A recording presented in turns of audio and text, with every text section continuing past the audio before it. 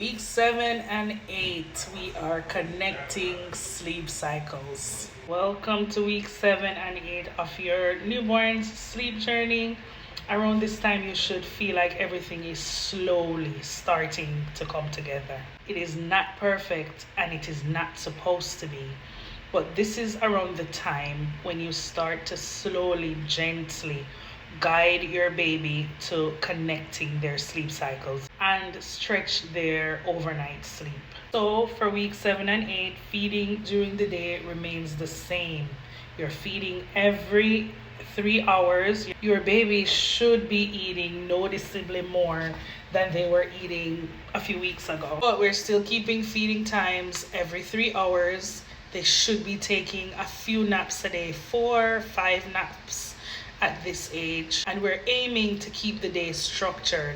We're feeding, we're having a little bit of wake time or play time, and then we're putting them back to sleep. Also, we are still following our baby's cues. You're watching for those cues that signal that they're ready to go to sleep. So wake windows here are around 75 to 90 minutes. So that means your baby can be up for a total of about an hour 15 to an hour 30 minutes before they want to go back to sleep.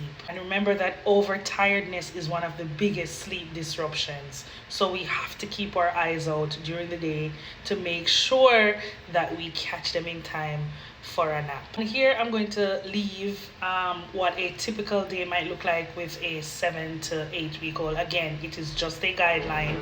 It is not a rule that you need to live by, but this is how a typical day with your 7 or your 8 week old should look. Here's what nighttime feeds and connecting sleep cycles should look like. So if you were making sure that the baby has all full and complete feeds all day long and your baby is down to around one bottle or so for the night. Overnight, your baby might be sleeping 5, 6, up to 8 hours, giving you one long stretch. And a lot of babies around this age are only waking up for maybe 1 or 2 feeds and going back to sleep. I'm gonna give you a few tips for overnight to ensure that you have easier nights. Tip number 1, we feed the baby in the dark. Keep it boring, keep it calm, keep it low stimulation. So you're picking the baby up, feeding the baby, burping the baby, and putting the baby right back to sleep. Tip number 2, around this age, when I am working with newborns, week 7, week 8, I do not change baby's diapers unless I absolutely have to, i.e., an extremely full diaper to the point where it's going to explode, or poop. Changing a baby's diaper typically wakes them up a lot. So, to keep it low stimulation and making sure the baby goes back to sleep after a feed, I do not change baby's diaper. Tip number 3, from the time I pick the baby up to the time I put the baby down, I want that time to be an hour. So I feed and I burp and I put the baby down all in 1 hour. And that 1 hour is typically for my slow feeders.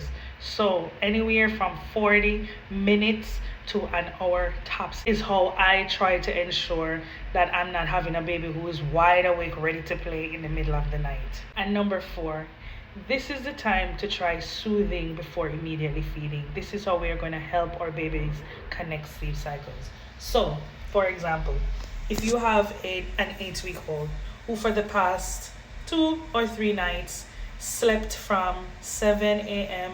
to, for me, if a baby has done this for 3 nights, it's a thing. So I try to hold the baby to this high standard of 3 a.m.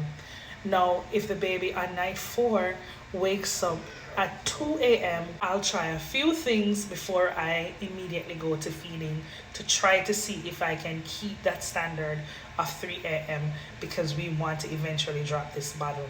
So, a hand on the baby's chest, a pacifier, shushing sounds, gentle rocking without picking the baby up to help the baby connect that sleep cycle before I immediately feed. If the baby is getting increasingly agitated or starts to cry, I will feed, because at this point I know it's hunger and I'll be delaying the inevitable. So those are a few tips on how you can manage overnight feeds and helping your baby to connect sleep cycles. Also, around week 8 is when your baby is going through a lot of developing. So be patient, stick with your routine, offer comfort, and keep going. One last thing, just to be clear, sleeping through the night is if your baby is giving you one long stretch of about 6 to 8 hours, not 12 hours.